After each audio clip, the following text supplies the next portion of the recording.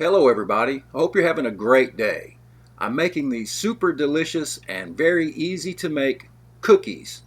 And it's the holiday season and it's the perfect time to be making cookies. And I happen to know that these are Santa's favorites. So let me show you how to make them. They're really easy. You start with some room temperature butter, 1/2 stick of butter.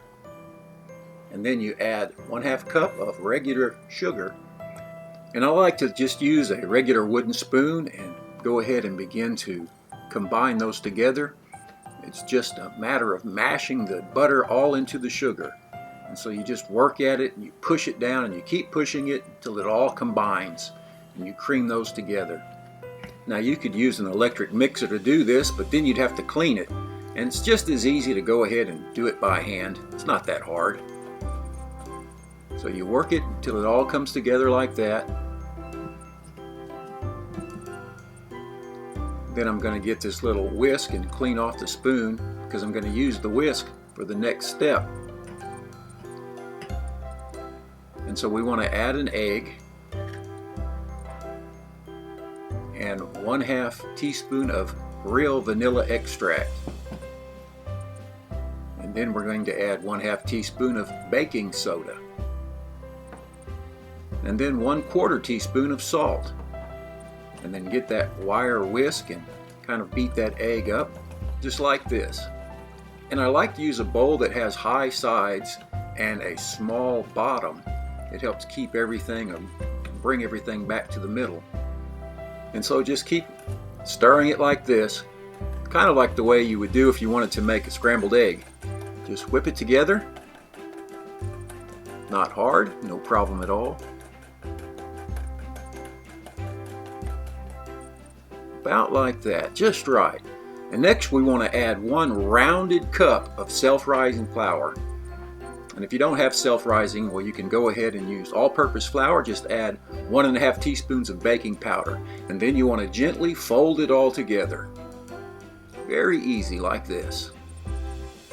Just use that spoon and move it around and scrape the edges and the sides and the bottom of the bowl. You don't want to stir it vigorously. You don't want to over mix it. Just mix it enough, just turn it over enough until it all combines, that flour combines. Just like that. Very little mixing, just right. And then I'm going to use some wax paper. You don't have to use wax paper, you can just do it on your bench, but this just makes cleanup a little easier.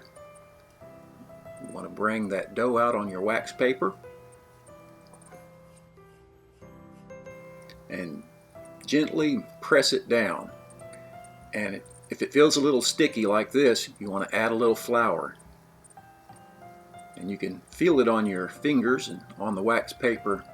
You want the dough as moist as you can have it, but not sticking where you can't work with it. And so we flour one side, put some more wax paper on, and then flip it over. And now I'm going to pull that top layer of wax paper off, and you can see it's just barely sticking to the wax paper.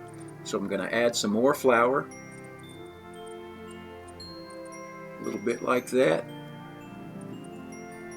And we're going to put the wax paper back on and use the rolling pin very, very gently to just even out the dough so the cookies are level and the same thickness.